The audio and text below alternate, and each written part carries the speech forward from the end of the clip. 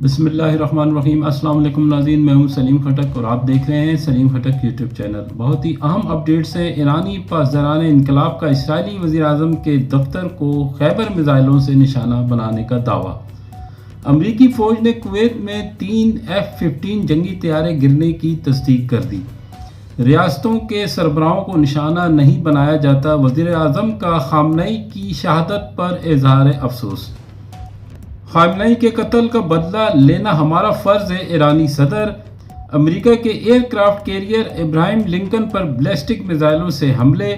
ईरानी रहनुमा बातचीत करना चाहते हैं, ट्रंप का दावा। अमेरिका और इसराइल को ऐसी ताकत से निशाना बनाएंगे जिसका तजर्बा उन्होंने पहले कभी नहीं किया होगा। ईरानी बैलिस्टिक मिसाइलों से इसराइल पर हमले की फुटेज ने खलबली मचा दी। ईरानियों को गुलाम बनाने का ख्वाब कब्रों में जाएगा, ईरानी आर्मी चीफ। ईरानी सदर का पहला बयान क्या है? ईरान के पे दर पे हमले, दुबई और अबू धाबी छोड़ने वाले रियाज पहुंचने लगे। तो नाज़रीन, इसकी डिटेल में जाने से पहले अगर आपने हमारे चैनल को अभी तक सब्सक्राइब नहीं किया है तो कर लें और बेल के बटन को लाजमी दबाएं ताकि आपको नई वीडियो का नोटिफिकेशन मिल सके। तो सबसे पहले ईरानी पासदारान इनकलाब का इसराइली वज़ीर-ए-आज़म नेतन्याहू के दफ्तर को खैबर मिसाइलों से निशाना बनाने का दावा। इसराइली वज़ीर-ए-आज़म नेतन्याहू और इसराइली फ़िज़ाइया के दफ्तर को खैबर मिसाइलों से निशाना बनाने का दावा किया है। फारस न्यूज़ एजेंसी के मुताबिक ईरान की पासदारान इनकलाब ने पीर के रोज़ ऐलान किया है कि उनकी हालिया मिसाइल हमलों में इसराइली वज़ीर-ए-आज़म नेतन्याहू के दफ्तर और इसराइली फ़िज़ाइया के सरबराह के हेड क्वार्टर को बराह रास्त निशाना बनाया गया है। सहूनी हुकूमत के मुजरिम प्राइम मिनिस्टर के दफ्तर और फ़िज़ाइया के कमांडर के हेड क्वार्टर पर हमले किए गए हैं। बयान में मज़ीद वाज़ेह किया गया है कि इन हमलों में जदीद खैबर मिसाइलों का इस्तेमाल किया गया है।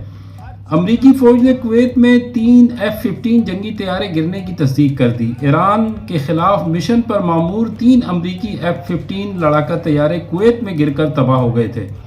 आज अमरीकी सेंटकॉम ने जंगी तैयारों के गिरने की तस्दीक कर दी और इतवार के रोज़ अमरीकी फ़िज़ाइया के 3 F-15E स्ट्राइकिंग ईगल तैयारे को कुवैती फ़िज़ाइया दिफा ने गलती से मार गिराया, जबकि तमाम 6 फ़िज़ाई अमले के अरकान बहिफाजत तैयारों से बाहर निकल आए। वाज़ेह है कि गुज़िश्ता रोज़ से सोशल मीडिया पर कुवैत में एक अमरीकी तैयारे के आसमान से ज़मीन पर गिरने की वीडियो गर्दिश कर रही है। आज सेंटकॉम ने एतराफ़ कर लिया कि उन्हें कुवैती फ़िज़ाई दिफाई निज़ाम ने गलती से निशाना बनाया और ये तैयारे फ्रेंडली फायर के दौरान कुवैती मिसाइलों का निशाना बने, जबकि ईरान दावा कर रहा है कि इन जहाज़ों को हमारे मिसाइलों से निशाना बनाया गया है। तो इस हवाले से ये खबर थी। रियासतों के सरबराहों को निशाना नहीं बनाया जाता, वज़ीर-ए-आज़म का खामनई की शहादत पर गम का इजहार। बयान में कहा गया कि हुकूमत पाकिस्तान और अवाम गम की इस घड़ी में ईरानी बहन भाइयों के साथ हैं। ईरान के सुप्रीम लीडर आयतुल्लाह खामनई की शहादत पर हुकूमत और अवाम की जानिब से इज़हार ताज़ियत करता हूँ।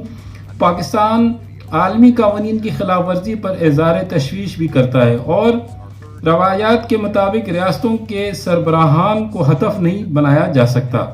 हम सैयद अली खामनई की रूह के लिए दुआ गो हैं। अल्लाह पाक ईरानी अवाम को ये अजीम सदमा बर्दाश्त करने की तौफीक अता फरमाए, आमीन। खामनई के कत्ल का बदला लेना हमारा फ़र्ज़ है। ईरानी सदर का ऐलान। ईरान इस मकसद के लिए अपनी तमाम तर सलाहियतें बरूए कार लाएगा। सुप्रीम लीडर ईरान इस मकसद के लिए अपनी तमाम तर सलाहियतें बरूए कार लाएगा। सुप्रीम लीडर और दीगर आला ईरानी अहदेदारों के कत्ल का बदला लेना ईरान का फ़र्ज़ और जायज़ हक है। सदर ने मरहूम रहनुमाओं के अहले खाना और कौम से ताज़ियत का इजहार भी किया और उनके बयान के बाद खित्ते में कशीदगी मज़ीद बढ़ने के खदशात जाहिर किए जा रहे हैं। इब्राहिम लिंकन को 4 बैलिस्टिक मिसाइलों से कामयाबी से निशाना बनाया गया। पासदारान इनकलाब ईरान पर अमेरिका और इसराइल के हमलों के जवाब में शुरू किए गए ऑपरेशन के हवाले से पासदारान इनकलाब ने बयान में कहा है कि यह हमले गुज़िश्ता रोज़ अमेरिका के गठजोड़ से हुए हमले के बाद किए गए हैं। खबरदार किया है कि बर्री और बहरी दोनों मैदान जाज दुश्मन के लिए कब्रिस्तान बन जाएंगे। ईरानी हिलाल अहमद सोसाइटी के मुताबिक अमेरिका और इसराइल के हमलों में अब तक 200 से ज़ायद शहरी शहीद हो चुके हैं, जिनमें 100 स्कूल के बच्चे भी शामिल हैं, जिन्हें जनूबी सूबे हरमज़गान में एलिमेंट्री स्कूल पर हमले में निशाना बनाया गया। एक ही कार्रवाई में ईरान के 48 रहनुमा हलाक हो गए। ट्रंप का दावा। CNBC से गुफ्तगू में ट्रंप ने ईरान पर अमरीकी व इसराइली हमलों के हवाले से कहा है कि कोई यकीन नहीं कर सकता कि हम कितनी कामयाबी हासिल हो रही है। एक ही कार्रवाई में 48 रहनुमा खत्म हो गए और ये अमल तेजी से आगे बढ़ रहा है। ईरानी रहनुमा बात करना चाहते हैं, ट्रंप का दावा। दरी असना अमरीकी सदर ने दावा किया है कि अमरीकी मैगजीन अटलांटिक से गुफ्तगू में कहा है कि ईरानी रहनुमा बात करना चाहते हैं और मैं उनसे बातचीत करने के लिए तैयार हूँ।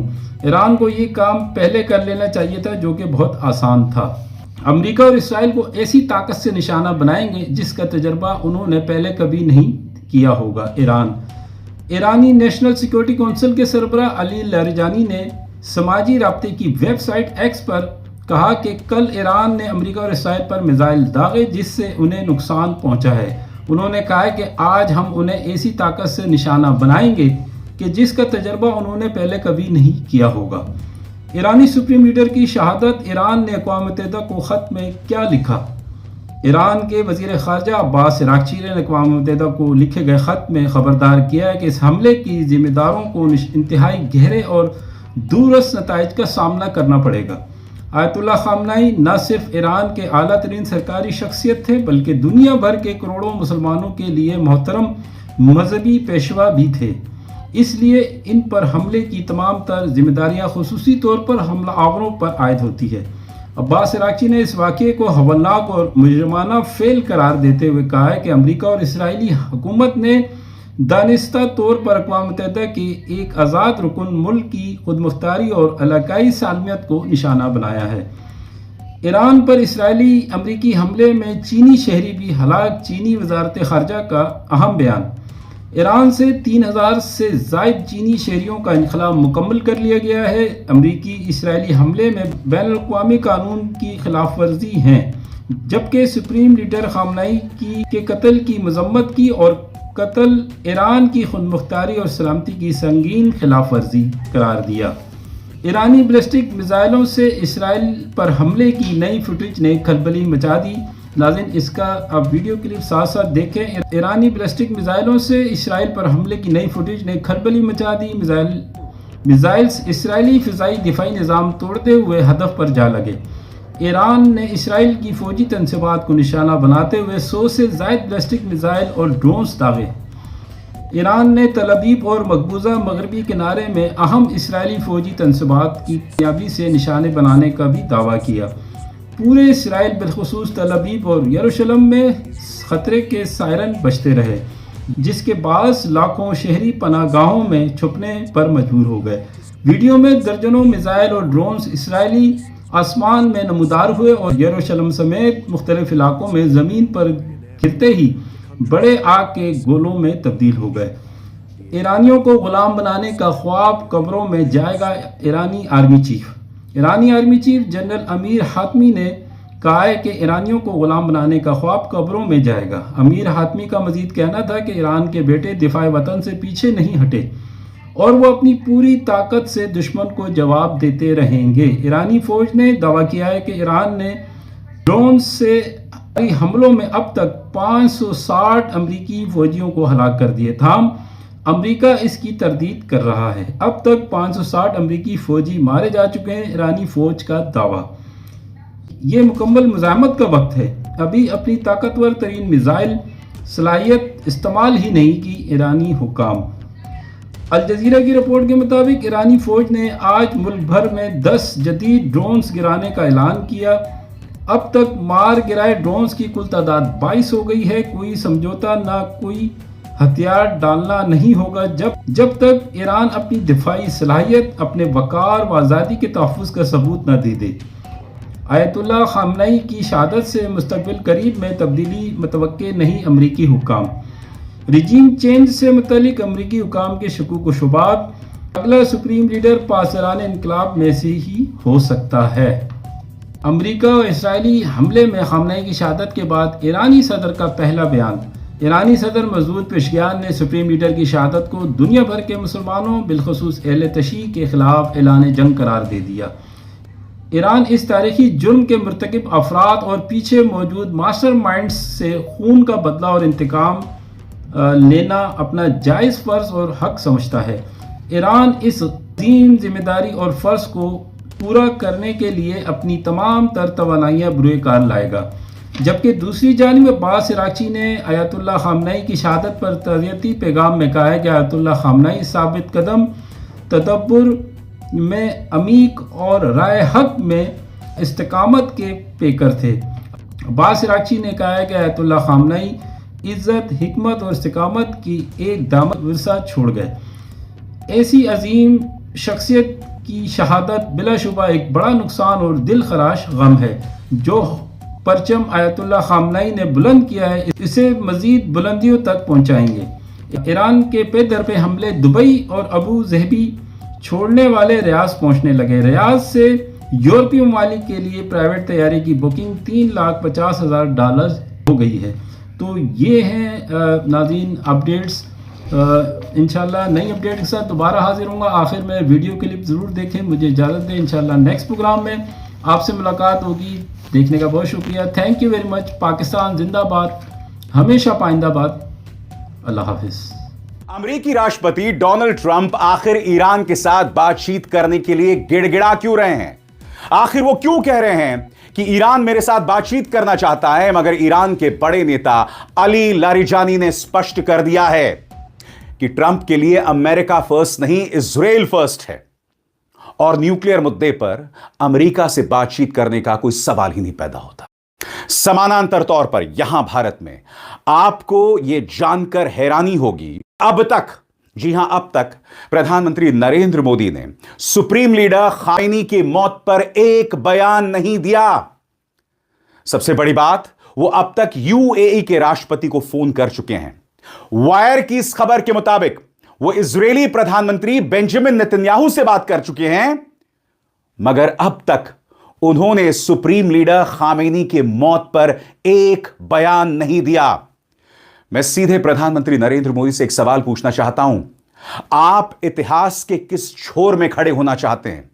जब इस दौर का इतिहास लिखा जाएगा तो क्या यह इतिहास लिखा जाएगा कि भारत जो है वो दो अत्याचारियों, दो दबंगों के साथ खड़ा था? मैं समझना चाहता हूं, ट्रंप लगातार भारत का अपमान करते रहते हैं, चाहे ट्रेड डील हो, चाहे ऑपरेशन सिंदूर हो, और अब भी खामेनी को नाजायज तरीके से मौत के घाट उतार दिया गया।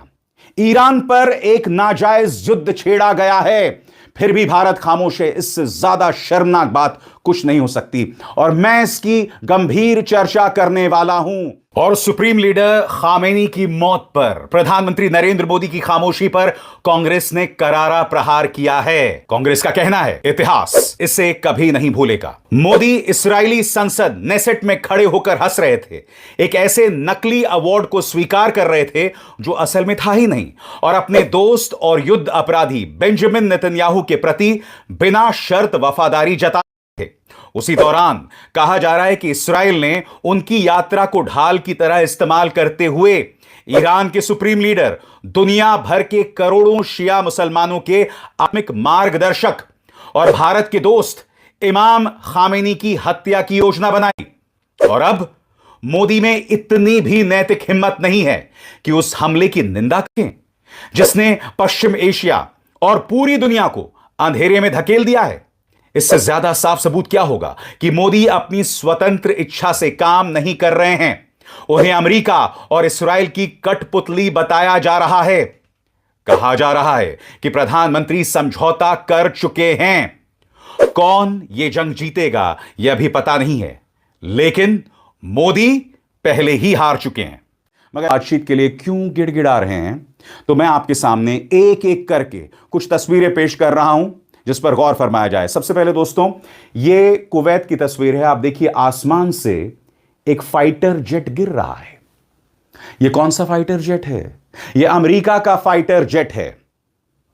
इससे पहले कि मैं आपको बताऊं क्या हुआ, इस वीडियो को देखिए।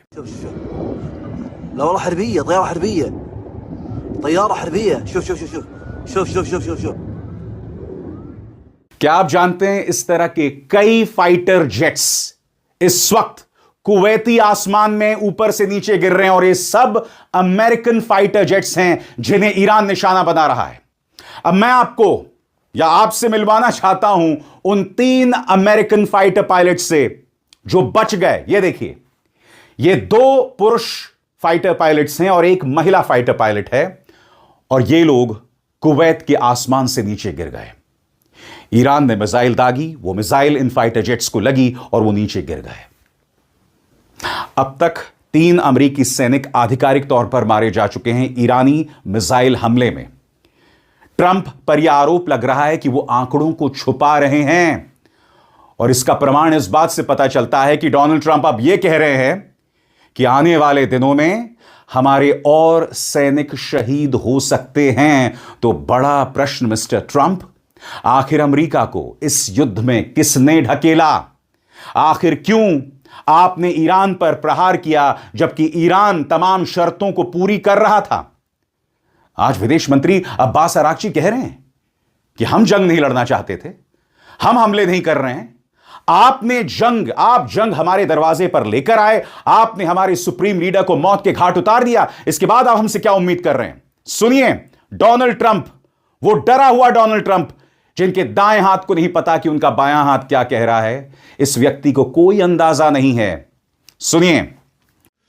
Earlier today, CENTCOM shared the news that 3 U.S. military service members have been killed in action.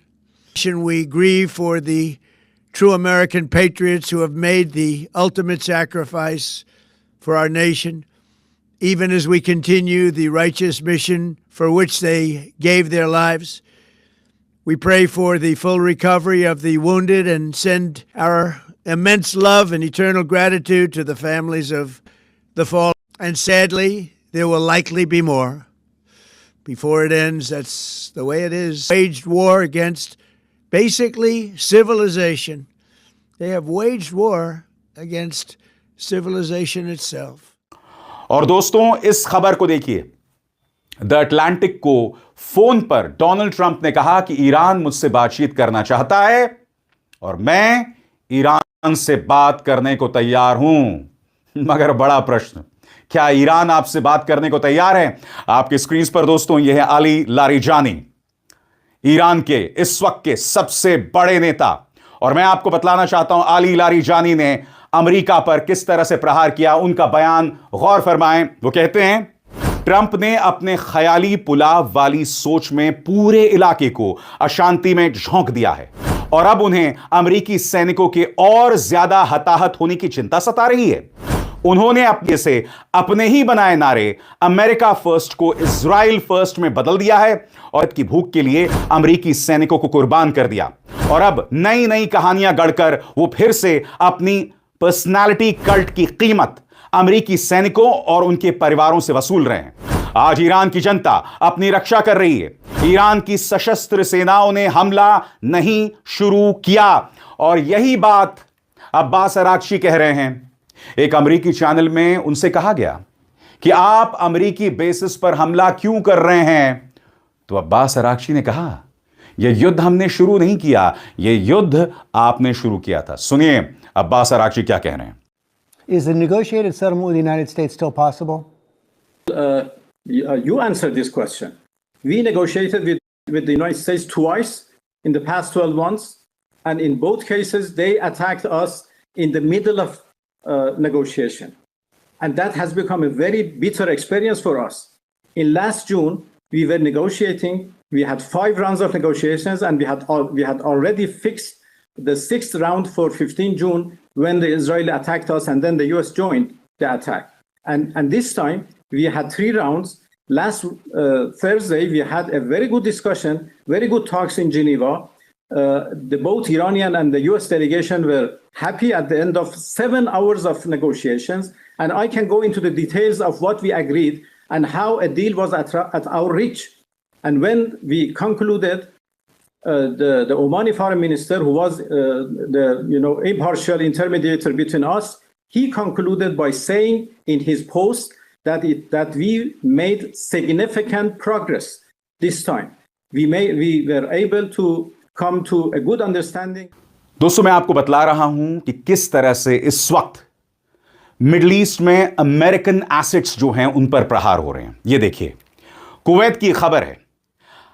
Kuwait में जो अमेरिकी एम्बेसी है वहां पर यह सलाह, ये दिशा निर्देश जारी किए गए हैं कि आप कुवैत में अमेरिकी एम्बेसी मत पहुंचिए क्योंकि वहां पर हमला हो सकता है। कुवैत पर लगातार हमले हो रहे हैं। सबसे बड़ी बात, न सिर्फ अमेरिकी बेसिस पर हमले हो रहे हैं बल्कि खाड़ी देश जो अमेरिका का साथ दे रहे हैं उन पर भी हमले हो रहे हैं। दोस्तों आप जानते हैं सऊदी अरब के आरामको की जो सबसे बड़ी तेल रिफाइनरी है रास तानुरो, वहां देखिए आग लग गई है। ईरानी मिसाइल का हमला होता है। एक दूसरी थ्योरी जो यह कही जा रही है कि हो सकता है कि ईरानी ड्रोन का कोई टुकड़ा जो है वो उनकी तेल रिफाइनरी पर गिरा, मगर आप जानते हैं जिस पैमाने पर यह आग दिखाई दे रही है उससे इस बात का अंदाजा हो रहा है कि यहां पर क्या हो रहा है। अब आप क्या कह रहे हैं कि हम अपनी जमीन जो है वो अमेरिका को नहीं देंगे। तो अब मैं आपको एक वीडियो दिखाना चाहता हूं जो अमेरिकी सेंट्रल कमांड ने जारी किया है। यहां पर आप इस वीडियो में देखिए, यह वीडियो अमेरिकी सेंट्रल कमांड का है और यह कहीं ना कहीं मरुस्थल से मिसाइल फायर की जा रही है। बड़ा प्रश्न, क्या यह मिसाइल अमेरिकी जमीन से फायर की जा रही है? यह मिसाइल समुद्र से फायर नहीं की जा रही है, यह मिसाइल जमीन से फायर की जा रही है। इसका मतलब क्या हुआ? किसी खाड़ी देश ने अपनी जमीन दी अमेरिका को और उस जमीन से यह मिसाइल ईरान पर फायर की जा रही है। इसका मतलब क्या हुआ? तमाम जो खाड़ी देश कह रहे थे कि हम अपनी जमीन को नहीं देंगे, वो पूरी तरह से गलत था, वो झूठा था। अब यहां पर एक बातचीत चल रही है और यहां सऊदी अरब का एक शख्स कह रहा है कि अमेरिका ने हमें अकेला छोड़ दिया, अमेरिका का ध्यान सिर्फ इस्राइल पर है। तो मैं आपसे पूछना चाहता हूं, आप क्या उम्मीद कर रहे थे? ट्रंप जो है अपने अलावा किसके बारे में सोचते हैं? और यह पूरी लड़ाई कहीं ना कहीं इस्राइल के कहने पर शुरू की गई है। यहां पर सऊदी अरब का एक शख्स गिड़गिड़ा रहा है, रो रहा है कि हमें ट्रंप ने अकेला छोड़ दिया। 30 सेकंड सुनिए, हालांकि वो क्या कह रहे हैं मुझे समझ नहीं आ रहा है, मगर 30 सेकंड का लुत्फ उठाइए। الدفاع الأمريكي مركز على إسرائيل دون دول الخليج التي تقع فيها كثير من القواعد العسكرية، ويعني نوع من العتب الخليجي على الحليف أو الشريك، إذا وصفناه بدقة الشريك الأمريكي। सबसे बड़ी बात, हम नहीं जानते कि ईरानी हमले में कितने अमेरिकी सैनिक मारे गए। हम यह भी नहीं जानते हैं कि इस्राइल के अंदर जो हमले हो रहे हैं कितने बड़े पैमाने पर वहां लोग मारे जा रहे हैं। मैं आपको एक छोटी सी झलक दिखाता हूं दोस्तों। यह झलक तेल अवीव की है। यहां पर देखिए किस तरह से एम्बुलेंसेस जा रही हैं और आप देखिएगा कितने बड़े पैमाने पर एम्बुलेंसेस जा रही हैं। यह इस बात की बानगी है, यह इस बात का जीता जागता सबूत है कि ईरानी हमले में इस्राइल में कितना बड़ा नुकसान हो रहा है। देखा जाए।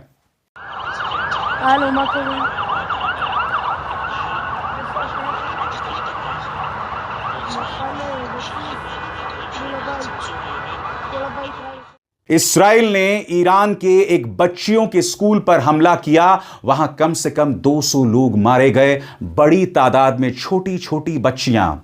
ना ब्रिटेन ने कोई बयान जारी किया, ना जर्मनी ने कोई बयान जारी किया और ना भारतीय प्रधानमंत्री ने कोई बयान जारी किया। और भारत का रुख तो वाकई हैरत में डाल देने वाला है। प्रधानमंत्री नरेंद्र मोदी ने यूएई के राष्ट्रपति से फोन पर बात की। इस खबर के मुताबिक उन्होंने नेतन्याहू से भी फोन पर बात की। और क्या आप जानते हैं, अब तक खामेनी की मौत पर प्रधानमंत्री नरेंद्र मोदी ने एक बयान जारी नहीं किया। मैं एक सीधा सा सवाल यहां पर प्रधानमंत्री से करना चाहता हूं। ईरान के साथ हमारे लंबे ताल्लुकात रहे हैं। ट्रंप के दबाव में आपने ईरान के साथ हमारी एक परियोजना थी, चाबहार बंदरगाह परियोजना, आपने ट्रंप के डर से उसे त्याग दिया। आज खामेनी पर आप एक बयान तक नहीं दे रहे हैं। लीडर खामेनी की मौत को एक लंबा अरसा गुजर चुका है, 24 घंटे से ज्यादा का वक्त हो गया है। मगर खामेनी के मुद्दे पर पूरी तरह से खामोश हैं। मैं फिर समझना चाहता हूं प्रधानमंत्री, आप किसके साथ खड़े हैं? सबसे बड़ी बात याद कीजिएगा, ट्रंप लगातार झूठ बोल रहे हैं। ट्रंप ने क्या कहा था? ट्रंप ने यह कहा था, हमें इस बात की रिपोर्ट्स मिली थी कि ईरान हम पर हमला करने वाला है, इसलिए हमने ईरान पर हमला कर दिया। क्या आप जानते हैं अमेरिकी कांग्रेस को जो बात बताई गई है वो इससे बिल्कुल उलट है, और ऐसे झूठे के साथ भाजपा सरकार खड़ी हुई है। आपके स्क्रीन पर यह खबर देखिए साहब, अल जजीरा की खबर है, Trump administration officials told the US Congress that there were no signs that Iran planned to attack the US before the US-Israeli strikes that killed Supreme Leader Ayatollah Ali Khamenei.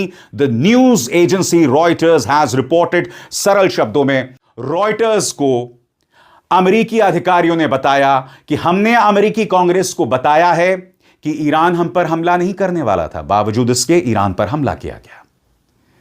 दूसरी झूठी बात क्या थी कि अमेरिका ने यह कहा कि ईरानी मिसाइल जो हैं वो अमेरिकी जमीन तक पहुंच सकते हैं, जबकि आप जानते हैं ईरान की जो सबसे बड़ी मिसाइल है वो है सूमर मिसाइल, और सूमर मिसाइल का जो रेंज है वो 2500 किलोमीटर है, अमेरिका से बहुत दूर। यह ट्रंप लगातार झूठ बोल रहा है और प्रधानमंत्री नरेंद्र मोदी इस शख्स के साथ खड़े हैं। मैं फिर आपसे पूछना चाहता हूं, यह भारत के कौन से सामरिक हित हैं जो पूरे हो रहे हैं? हम इतिहास में कैसे देश के तौर पर याद रखे? ईरान में जिन 200 बच्चियों की बलि इस्राएली अटैक ने ले ली है, इस्राएल ने जानबूझकर एक स्कूल पर हमला किया जहां छोटी छोटी बच्चियां पढ़ रही थी, उस पर भी भारत सरकार की तरफ से, विदेश मंत्रालय की तरफ से कोई बयान सामने नहीं आया है। इससे ज्यादा शर्मनाक बात कुछ नहीं हो सकती।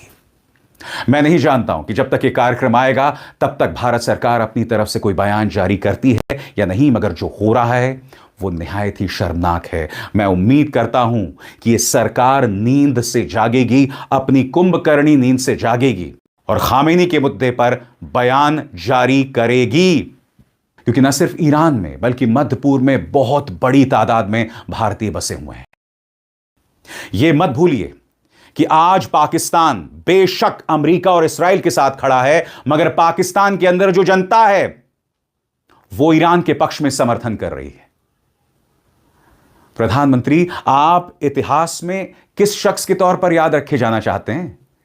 इस दौर में, जब इस दौर का इतिहास लिखा जाएगा तो आप खुद को कहां देखते हैं?